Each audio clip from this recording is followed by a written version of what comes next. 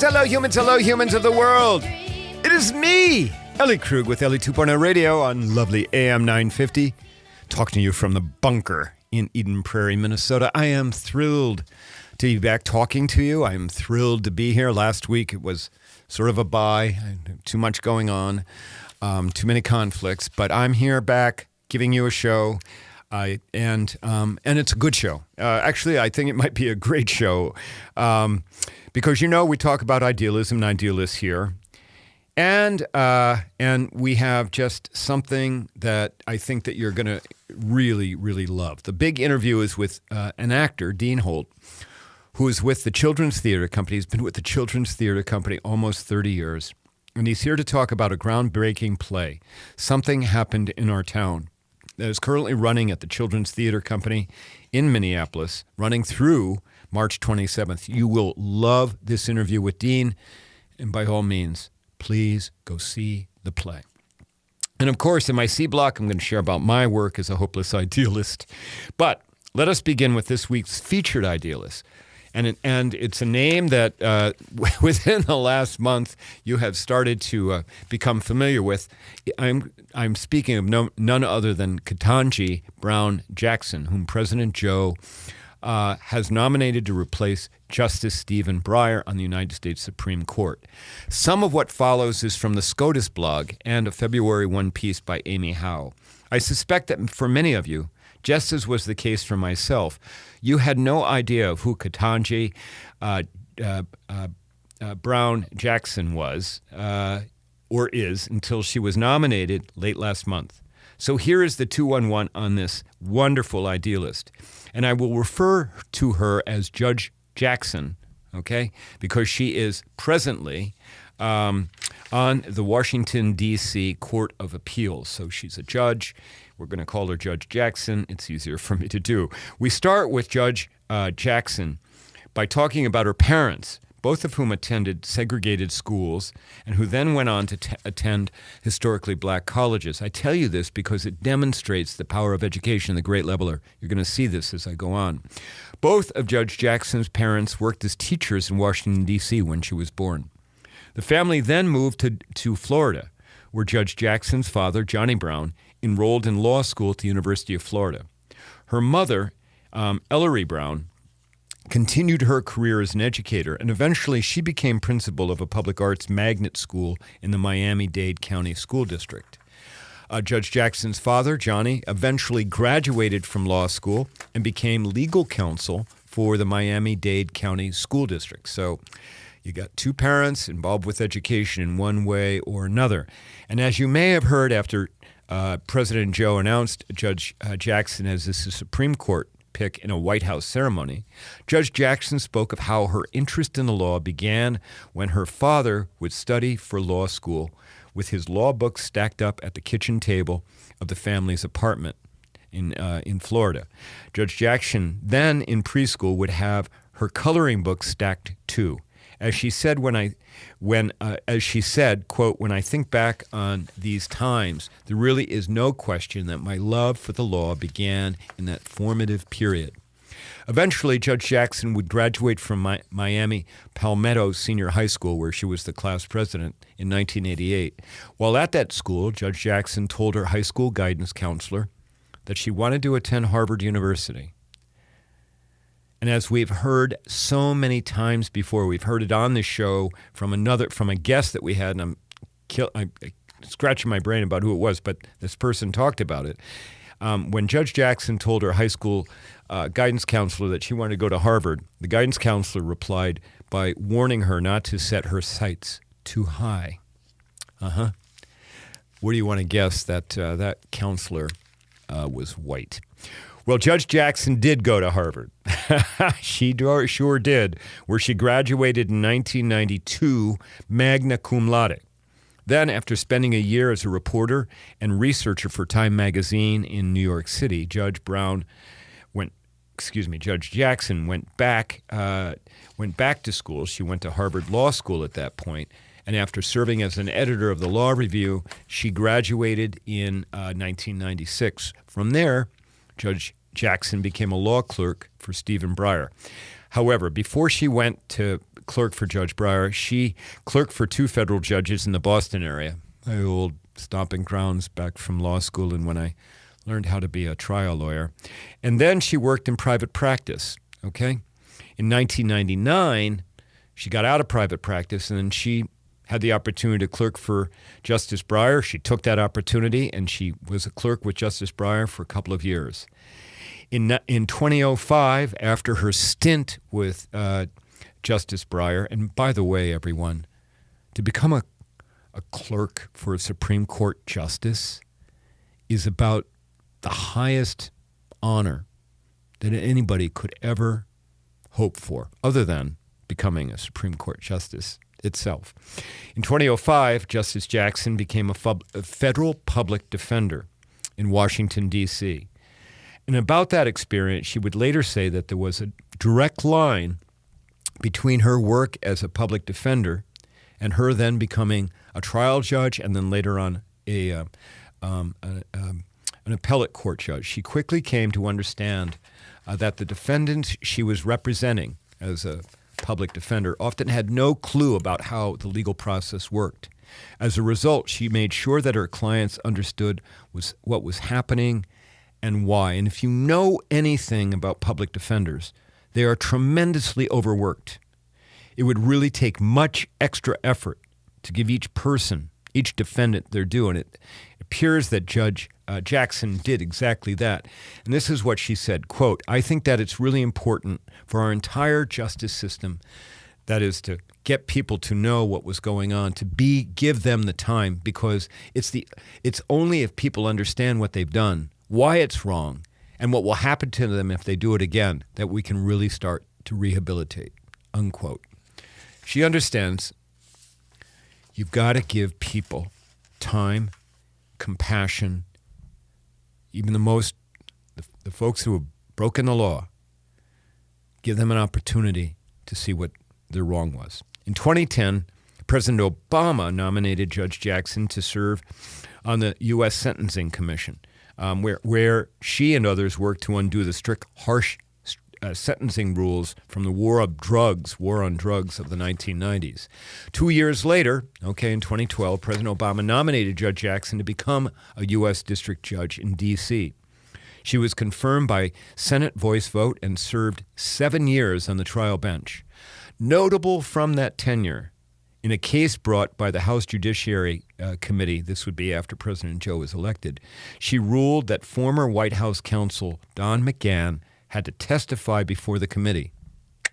She's the one who wrote in a 118-page opinion, quote, "Presidents are not kings," unquote.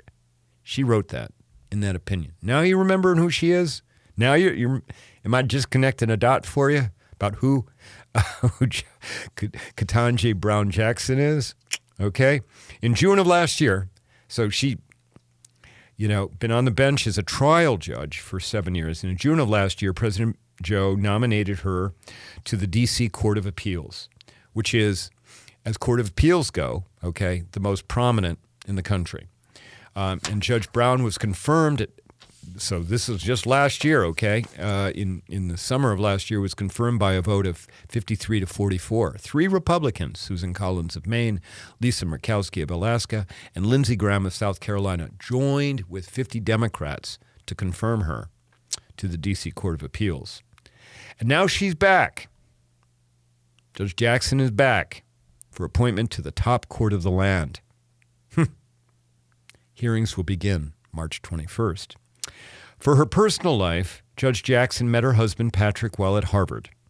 He's now a surgeon at Georgetown University Hospital in D.C., and they have 2 daughters, one in high school and the other is in college. And then let me end on a twist. It turns out that Judge Jackson's husband, Patrick, is a twin. That twin, his name is William Jackson, is married, drum roll please, to the sister of Paul Ryan, who at one time, as you may recall, that name Paul Ryan from Pennsylvania. No, he's from Wisconsin.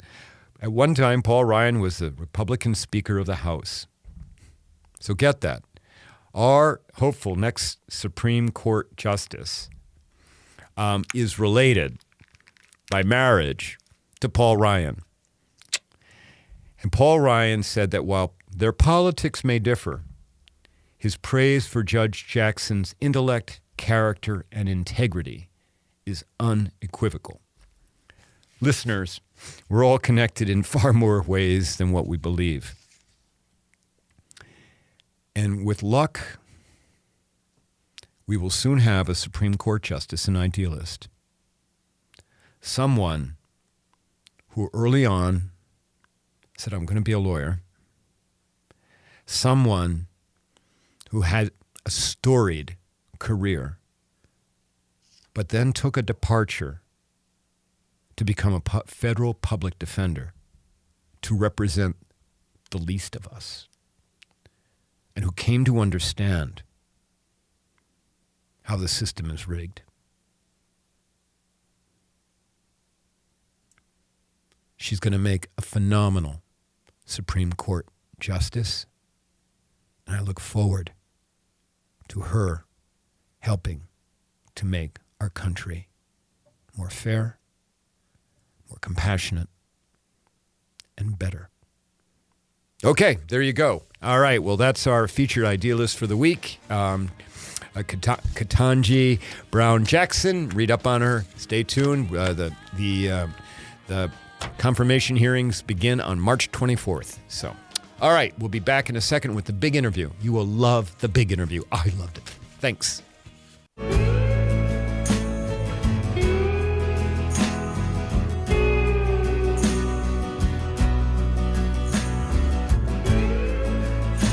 I wanna hold the hand inside you. And we're back on AM 950 LE 2.0 radio. So keep your eye on what goes on with the Senate hearings about Ketanji Brown Jackson, and let's see what happens. Let's keep our fingers crossed that we've got us a new Supreme Court justice come early or to mid-April. Okay.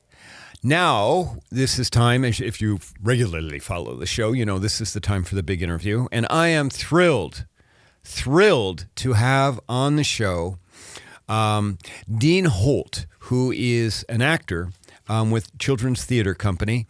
And he is a wonderful actor generally, but he has a wonderful character in a new play, a very, very important play titled Something Happened in Our Town. Dean Holt, welcome to LE 2.0 Radio. How are you? Hello. Thank you so much for having me. I'm wonderful. Thanks. Oh, well, I'm thrilled to have you here. Now, Dean, we've got to lay a little bit of the groundwork for the audience to understand this play, Something Happened in Our Town. It's based on a book, right, that came out in 2018 by the same title, Something Happened in Our Town. And that book was written by Marianne Solano, Marietta Collins, and Ann Hazard, and then illustrated by Jennifer Zivran. It's a child's book, right? That's correct, yeah. And it's a very quick read. It's less than 5 minutes you read the story, and it's geared primarily for ages 4 to 8 as far as the storybook. And so our challenge was to take that and develop it into a piece of theater that would, tell a story and also last longer than 5 minutes. So we sort of expanded that with the help of our wonderful playwright Cheryl West to deepen the characters, deepen the storytelling, and make true connections as to what is happening in our world today. Right, and the director of the play is Timothy Douglas. And Dean, can you give us, tell us what is, Something Happened to Our Town about? And it's playing, we should make sure everybody understands. It's playing at Children's Theater Company right now not literally as we speak because you're in the play, but it's playing at Children's Theater Company in Minneapolis. It's going to be running until through March 27th. So give us Dean, we got to make sure we tell the audience this, okay? Hold on. Audience, you know me. I tell you things when you need to hear them. And so I am a new member to the Children's Theater Company board, just so you know that. But I just got to tell you, even if I wasn't on the board, I'd be having Dean on this show. We'd be talking about this book because it is such an important play. Okay, go ahead, Dean. Give us the sense of what the play is about. Yeah, so the story focuses around a police-involved shooting of a black man, and we don't see that on stage. That it's not the officer that I play in the show who is responsible for the shooting, but it is something that happens in the town, and we quickly see how different households, how the children, how the school teacher, how they all take that information and try and process that. And so, the show basically centers around that as far as when the shooting happens, how that impacts each family, how it changes perceptions, how it strengthens relationships, challenges relationships, and tries to give an overall perspective on each family and each unique perspective that is within that story. Without trying to take a side or take an angle, it just tries to present things. And the whole purpose of it is to create space for conversation, because that is the ultimate goal, is to talk about and to give a forum for kids to ask questions and parents to have a resource to say, that's a great question, let's talk about that. What do you think? What do you feel? And allow that interchange to happen versus shying away from topics versus trying to superimpose our viewpoints on kids. Kids are very smart and have their own viewpoints. So that's the goal of the show. That's the basic story of the show. Sure. And the characters, so we've got a number of different characters in the play. There are, so when the play opens, we've got on the stage, the set is essentially two households that are next to each other. One household occupied by a white family with a grade school girl named Emma on the one side, and then on the other side of the stage, a black African American family with a boy named Josh, and the two of them, Emma and Josh, are friends, right? It lends you to believe that they had been best friends. They had become best friends. Am I right about this?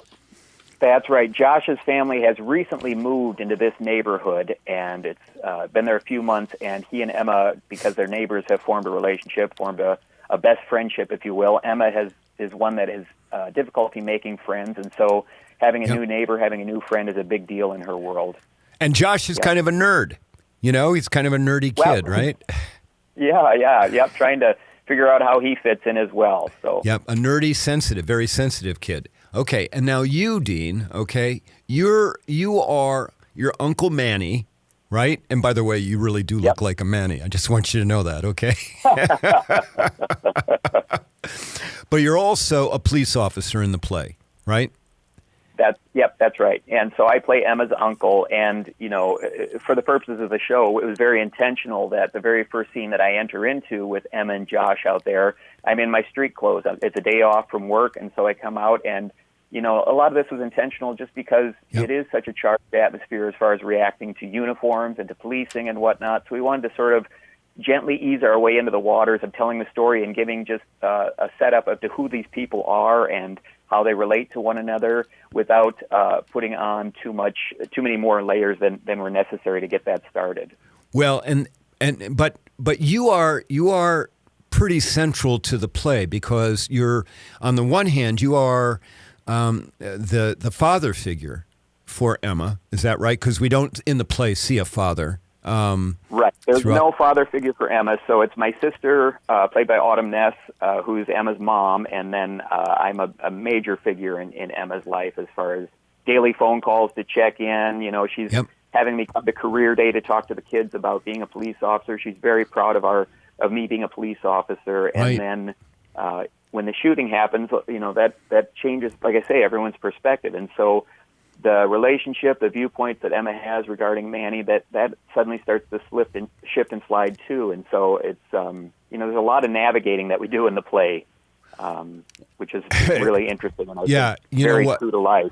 And Dean, I've got to tell you, the play is very emotional. I'm actually getting emotional right now. Sorry, thinking about some of the things. Okay, because the you also develop a relationship with Josh. I mean, so the nerdy black kid, you've got a secret handshake with him, and you have a relationship with him, and he has in the play, he has an older brother, right? Marcus. Mm-hmm. Yep. Marcus is a teenager. Malcolm. Oh, excuse me, Malcolm. Sorry. Malcolm. And Malcolm is he's a teenager. He's he understands the way the world works, as it relates to white and black and stereotypes and all of that stuff. And so the shooting happens. You're not involved with it, but then after the shooting occurs, we hear about it, and then you show up in the play in your uniform. Is that right? That's correct. Yep. Okay, and then we have the parents of Malcolm and Josh. We have the parents who are trying to struggle with how to first of all raise and keep safe two black boys, but Josh is so innocent. He doesn't understand the way that the way the world has at least been working historically.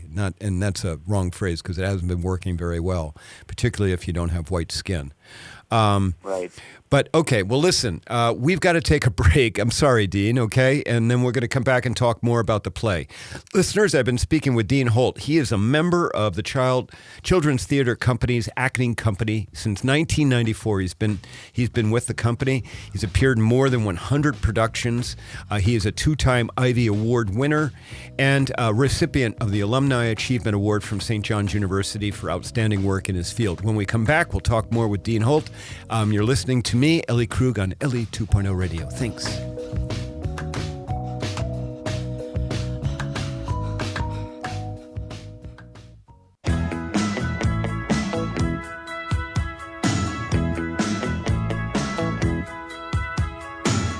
she was lying in the grass, and she could hear the highway breathing, and she could see a nearby factory. And we're back. Ellie 2.0 Radio on lovely AM 950. I've been speaking, this is a big interview, everyone. You may recall, I've been speaking with Dean Holt. He is an actor with the Children's Theater Company, a longtime actor going back to 1994. He plays Uncle Manny in the new play that's presently running at Children's Theater Company. The play is Something Happened in Our Town. Generally, the play involves a police-involved shooting, and it explores how relationships of a black kid and a white kid change or get challenged by that shooting, as well as their families. Dean, before we took our break, okay, we started talking about your role as a police officer in this play. You're not only Uncle Manny, but you're also Officer Manny. You're a sergeant, aren't you, in the police department? I don't remember, but we don't actually describe what rank I am. Describe the rank. Okay. Yep. Okay. Well, let me tell you, you'll hold yourself like at least a sergeant. Just saying. All right. Now, but your role is pivotal because there's police-involved shooting. You're not in the play. It's clear you weren't involved in the shooting. You know how it happened, or you know what it was. The shooting is called a mistake. It's a shooting of a black person, okay, by a police officer. It's called a mistake, okay, but you've got the black family saying, that's what's always said, and then the teenager Malcolm saying, well, he wouldn't have even been stopped if he was white, so there would never even been a shooting, those kinds of things. And these are the things that we have been hearing, particularly since George Floyd, particularly since Philando Castile going back to 2016. Tell me this, Dean. For you to play a police officer, what did you have to do? How did you study for the role? And what kind of advice and what did you learn about the role of policing? Right. There were a lot of conversations, a lot of questioning, a lot of reading and research on my own, and then we also had the opportunity to have a retired police officer from Cottage Grove speak both with the director, with our artistic director, and with myself individually, just to allow, again, a chance for exchange. I really was curious to see what his experience was in the past few years with George Floyd's murder and sort of the way policing really was put under a microscope. And it was a fascinating conversation, things that I already thought or felt were reinforced, and then there were things in our conversation that made me step back and say, oh, yeah, I guess that's a great way of looking at it. And not to get into specifics with that, but it's what I loved about my conversation with the police officer was in our performances now, after every performance with a public show, we do a community conversation. And we very quickly had an audience member raise their hand and based on watching my performance say, I really appreciate the way you handled the police officer. It just gave me a lot to think about, and I hadn't allowed myself to think about it that way or to think about that perspective. Right. And I think that's the goal of the show, is to create conversation, not to get defensive on one side or the other, but to just say, hey, let's just talk. Let's talk as humans, and that is a beautiful thing if we can allow it to happen. But this process was like no other process I've been through as far as the relevance and the timeliness and the reality. Anytime you turn on the television, during our rehearsal process, Amir Locke was killed. And so the way that changed our whole rehearsal room and the time spent unpacking all of that was, it was quite a journey we went through. Well, and it is a journey. And the audience is taken on a journey from the beginning of the play to the end, right? I mean, the audience is challenged about stereotypes. The audience is challenged about trying to understand different perspectives. So in the play, I mean, we don't want to give the whole thing away, but in the play, Josh's older brother, Malcolm, goes out and protests. And in the and then there's some disturbance as the protest occurs, and Malcolm's parents aren't happy that he took, he kind of took off in the dead of the night to do that after being forbade against that by his father. But then you bring Malcolm back home to his parents. Yep. You don't arrest Malcolm, and then you have this discussion in the kitchen with the parents, Malcolm and Josh's parents, about what happened and about the stereotypes, right? And about what has been going on in America. Yes, and it's, what I love about that moment is when I bring Malcolm home, I bring him to his doorstep, and the parents, I say that I believe this one is yours, and he goes into the house, and there's a moment that I have with Kevin, who plays the father of the Perkins household, and we look at each other in the eye, and there's a lot that is exchanged in just that look. Yep. But the moment there is me saying, hey, do you mind if I come in? And it's taking the opportunity to talk about what happened versus just dropping him off and leaving. I say, can I come in? Let's talk about this. And then that's where discussion happens. And it doesn't go as we expect or maybe want it to go, but there's things that come up. And the challenge with this is I am the only person in the show playing a police officer. We don't have, 3 or 4 policemen. Right. We have me. And so I get to serve both as fun Uncle Manny and a good police officer, but there's a certain amount that we want to represent truthful to our reality as far as what is happening in policing. And so the things we discuss around that kitchen table in that moment are difficult words to say out of my mouth, but it's things that are necessary in order to further this conversation. Right. Well, Dean, I'm going to go one further with you, okay? Because it's also about taking risks. When you asked to come into the house, you had to take a risk. You were taking a risk of being rejected, right? And as they sat with you, they took a risk. The parents, they took a risk that maybe they'd be judged for having you in the house. They took a risk that maybe you would say something that made them feel bad or uncomfortable, or that they took a risk that there might be an argument. And as the play goes on, there's other risk taking that occurs. You remember when there's a new boy that comes to the school, and Josh and Emma, they have to take a risk to be outgoing to him because it was going against the code of the other students to do that. And so, and the reason I bring this up is my audience members will recount that I talk a lot about fear, because underlying all this in the play is fear, right? But also about how we need to overcome our fears, and take risks to go forward. So, so tell me,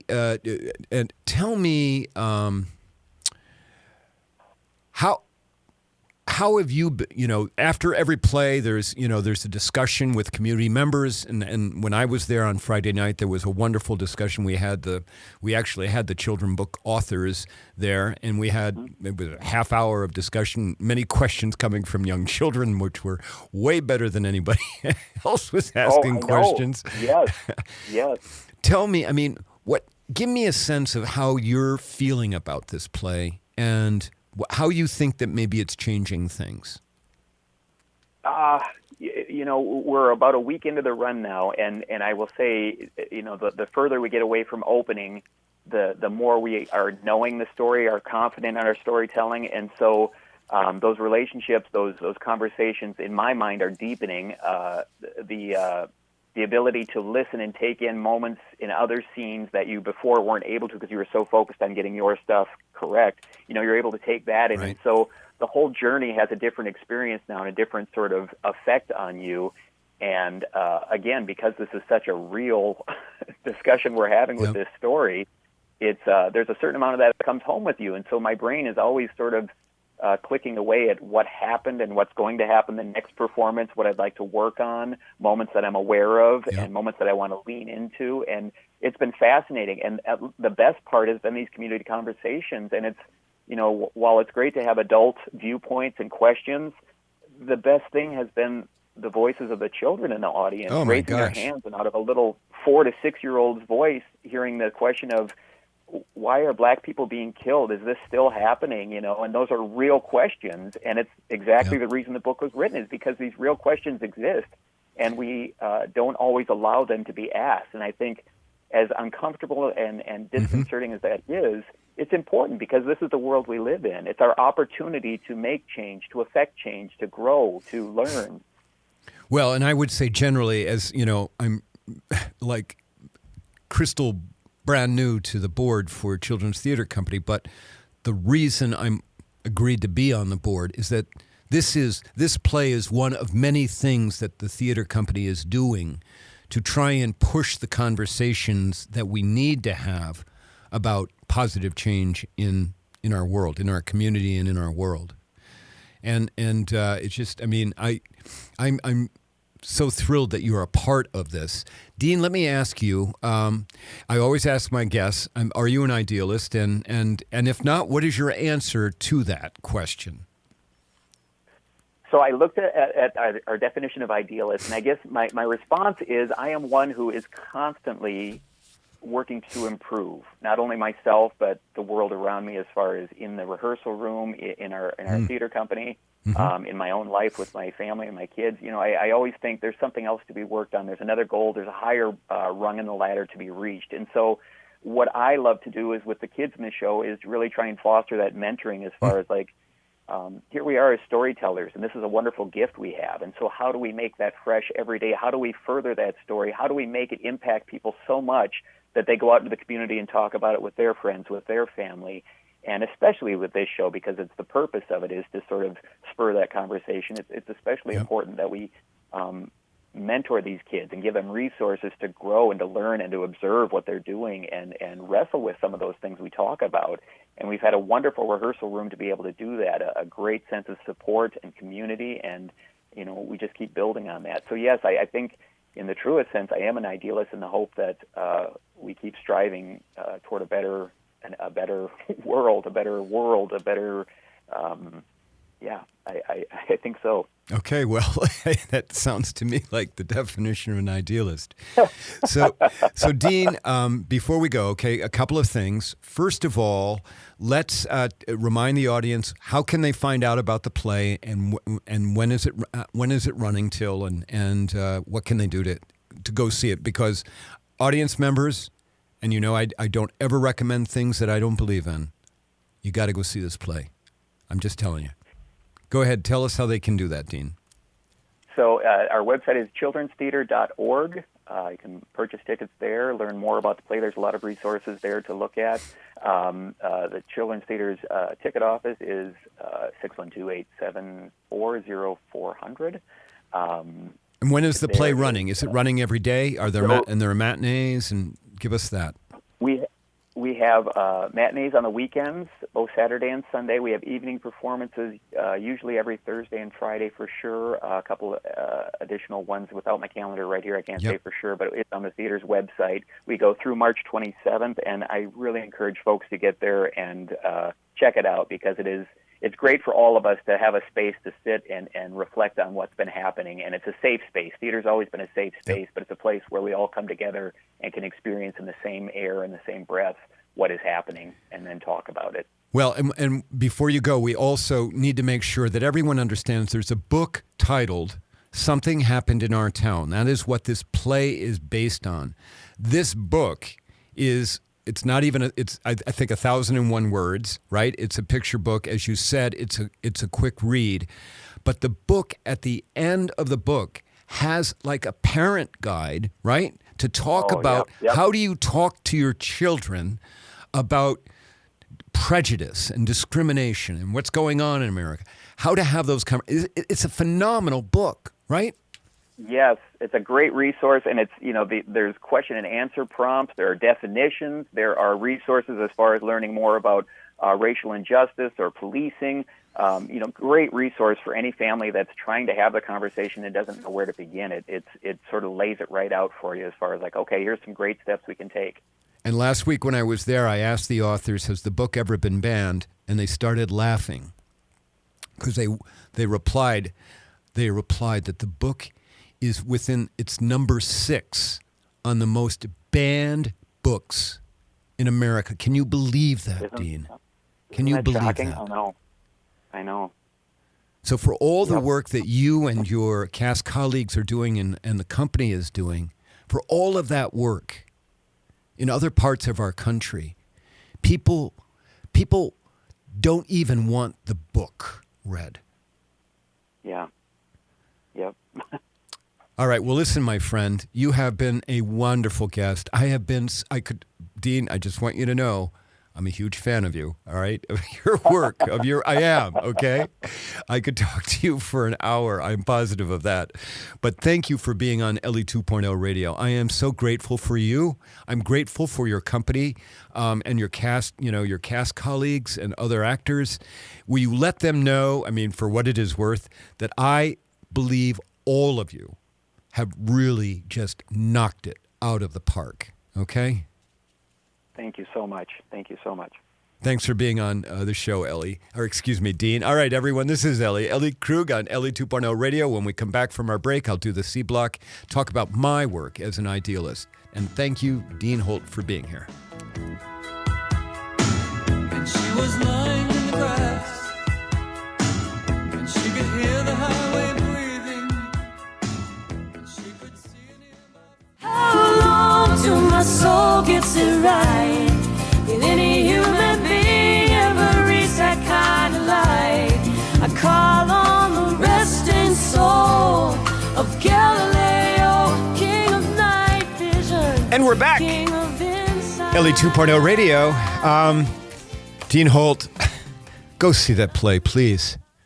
You will love him as Officer Manny, Uncle Manny, but you will love the play and all the messages that come out of it. It is an idealistic play created by, the book was written by 3 psychologists at Emory University. They were not in the book writing. It was their very first book. They were not in the book writing business. And then the book took off. There's a sticker on the book that says New York Times bestseller, #1 indie bound bestseller. So buy the book. Something Happened in Our Town. Go see the play before the end of March. Please, you will not regret it. It will profoundly impact you. Okay? It will.